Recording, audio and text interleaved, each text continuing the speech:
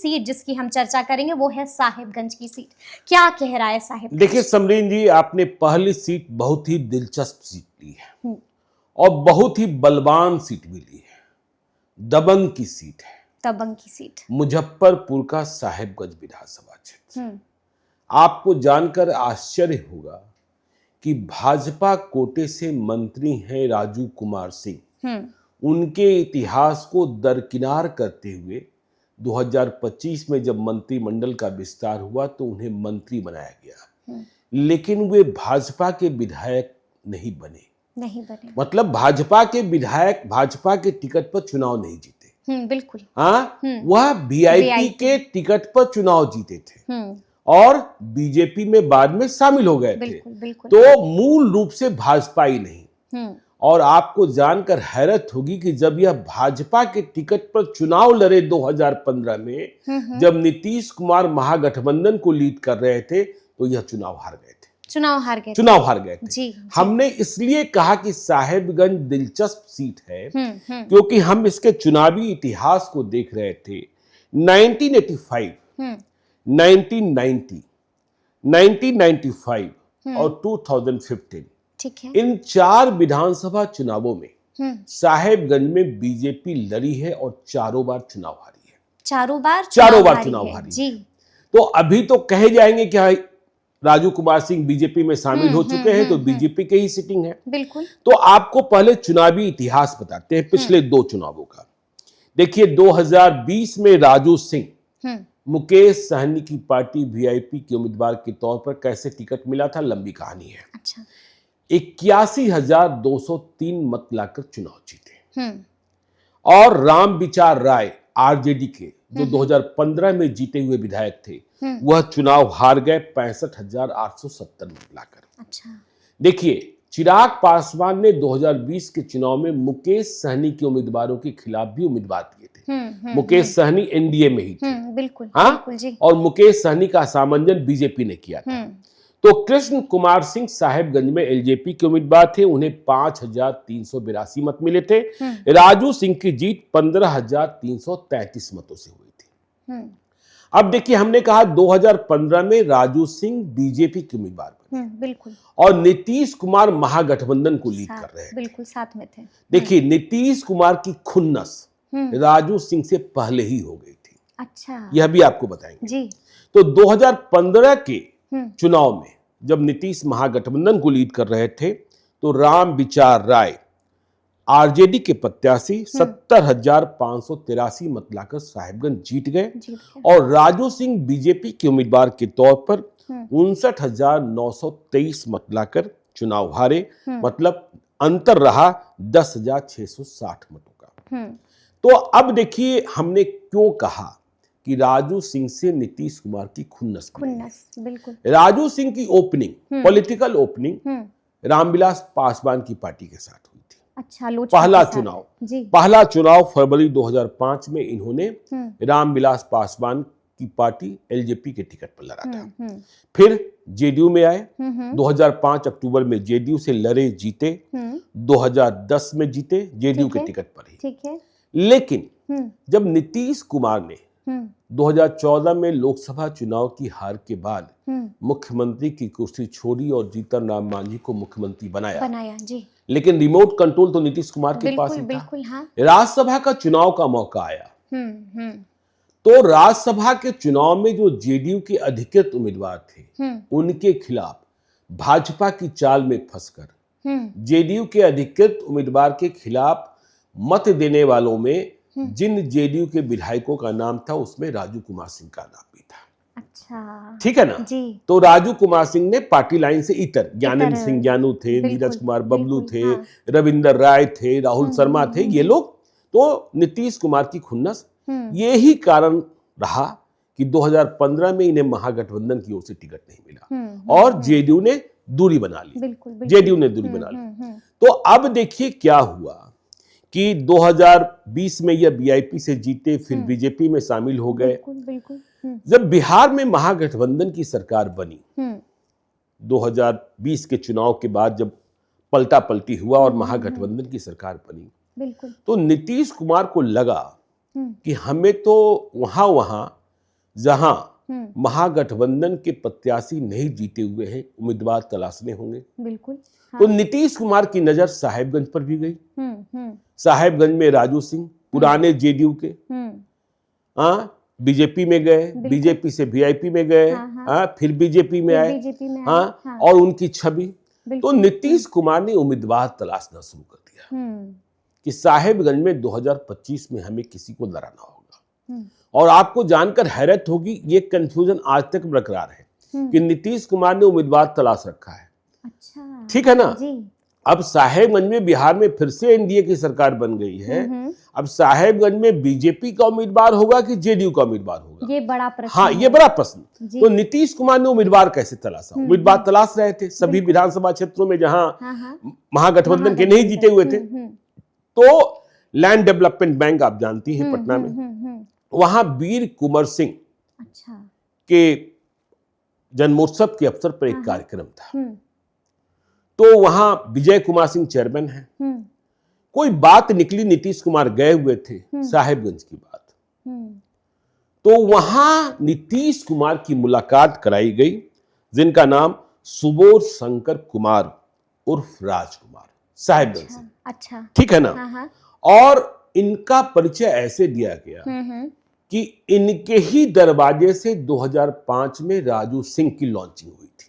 अच्छा, ठीक है ना जी। गांव धनैया, ठीक है। तो इनके ही दरवाजे से लॉन्चिंग हुई थी। और आज ये ही इतने ताकतवर हैं कि हर तरीके से राजू सिंह को साहेबगंज में चुनौती दे सकते हैं, हरा भी सकते हैं। हाँ, हरा भी सकते हैं। बिल्कुल। देखिए, महागठबंधन का वक्त था। हाँ, बिल्कुल। तो नीतीश कुमार ने कहा कैसे मान ले। तो सुबोध शंकर कुमार उर्फ राजकुमार का परिचय इस रूप में दिया गया कि वह स्वर्गीय राम विनय कुंवर के बेटे हैं। उनके पिता की अच्छी छवि रही, और उनके चाचा हैं भरत कुंवर। अच्छा, तो वह भी दबंग वाले हैं। दबंग वाले हैं। तो हाँ। दबंग बनाम दबंग, हाँ, बिल्कुल। बाघ के सामने बाघ नहीं। तो नीतीश कुमार इससे भी बहुत मतलब सहमत नहीं हुए। उन्हें लगा कि बढ़ा चढ़ाकर पेश किया जा रहा है। तो उस दौरान 2023 का वाकया है, कर्पूरी चर्चा का कार्यक्रम चल रहा था। तो नीतीश कुमार ने कहा कि राजू सिंह से लड़ने के लिए इतने ताकतवर हैं, हम कैसे मान लें। आप अपने गांव में, अपने क्षेत्र में एक कर्पूरी चर्चा का कार्यक्रम कराइए। ठीक है ना। ठीक है। तो पहली ही मुलाकात में सुबोध शंकर कुमार उर्फ राजकुमार, जाति से राजपूत हैं ये भी, वह तैयार हो गए। नीतीश कुमार ने पूछा कि कितने लोग रहेंगे। तो इन्होंने राजनीति की शुरुआत की नहीं थी जी, समझे ना। उसी दिन राजनीति का जिन भीतर घुसा। फेसबुक भी बाद में बना। अच्छा। फेसबुक पर भी नहीं थे जी। तो इन्होंने कह दिया 5000 लोग। तो नीतीश कुमार ने कहा कि मूर्ख मत बनाइए, 5000 लोग ऐसे नहीं इकट्ठा होते। तो सिर्फ 3 दिनों का वक्त दिया नीतीश कुमार। सिर्फ 3 दिन? सिर्फ 3 दिनों का वक्त दिया। अच्छा। और कार्यक्रम रख दिया गया जी। अब नीतीश कुमार की नजर में राजू सिंह चढ़े हुए थे।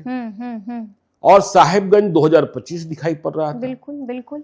तो 3 दिनों का वक्त दिया, कार्यक्रम मुकर्रर किया गया। और नीतीश कुमार तब पूर्ण रूप से राजनीतिक रूप से सक्रिय थे। नीतीश कुमार ने उमेश कुशवाहा को कहा, मंगनीलाल मंडल तब उन्हीं की पार्टी में जेडीयू में ही थे, रविंदर सिंह को कहा जी, एमएलसी भारती मेहता को कहा कि इनके कार्यक्रम में जाइए और वहां के लोग, वहां कितने लोग थे इसकी गिनती करके आइए। ठीक है।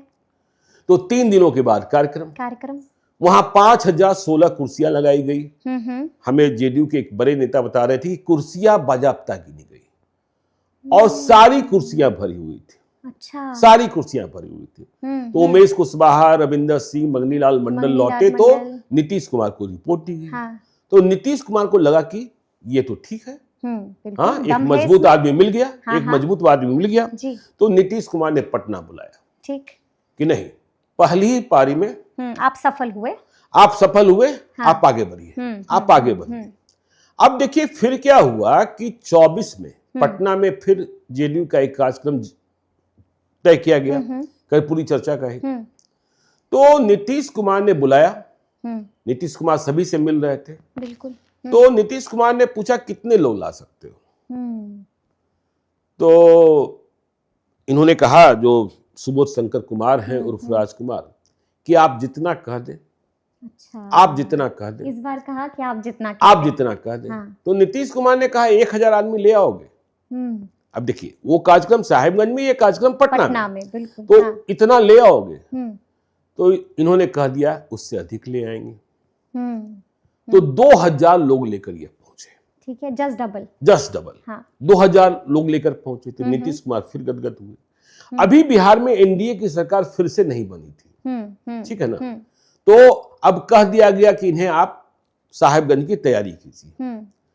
तो फिर जब एनडीए की सरकार बनी और कार्यक्रम हुए, सब कुछ हुए, कार्यक्रम हो रहे थे, तो नीतीश कुमार को लगा कि महागठबंधन की सरकार के वक्त हमने जिन लोगों को ग्रीन सिग्नल दिया था, राजू सिंह अभी मंत्री नहीं बने थे, ठीक है जी, उन्हें हतोत्साहित होने की जरूरत नहीं है। बिल्कुल। तो पटना में 55 नेताओं की एक बैठक बुलाई गई, अच्छा, जेडीयू के, ठीक है, जिसमें अधिकांश पूर्व विधायक या पुराने लड़े हुए उम्मीदवार थे।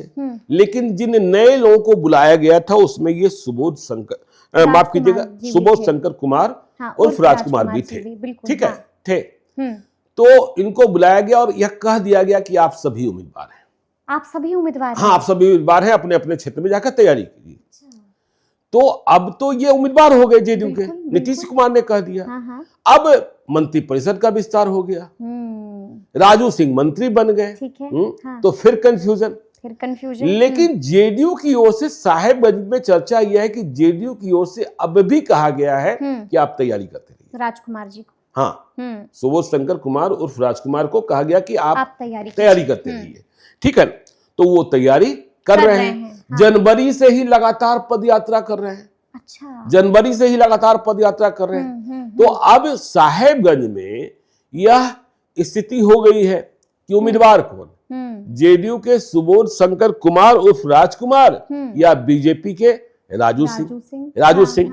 तो यह समस्या साहेबगंज में खड़ी हुई दिखाई पड़ रही, बड़ी समस्या खड़ी हुई, ठीक है। हाँ, अब तो देखिए, यह हमने एनडीए की बात कर ली। अब यदि हम महागठबंधन की ओर चलते हैं, तो महागठबंधन में वीआईपी की ओर से, विकासशील इंसान पार्टी की ओर से, क्योंकि 2020 में इस सीट से वीआईपी की ही जीत हुई थी, राजू सिंह जीते थे। तो मुकेश सहनी ने भी दावा ठोक रखा है, और मुकेश सहनी की पार्टी से इंजीनियर राजेश सहनी लगातार लगे हैं। पिछले दिनों उनकी गाड़ी पर हमला भी हुआ, और वह अपना प्रचार ही कर रहे हैं। जब बात पूछी जाती है कि भाई आप लड़ लेंगे राजू सिंह से, तो कहा जाता है कि मुकेश सहनी के लिए हम कुछ भी बहा देंगे। अच्छा, खैर चलिए, तो ये वीआईपी की बात है। अब आरजेडी की बात कर ले, रामविचार राय तो नहीं, तो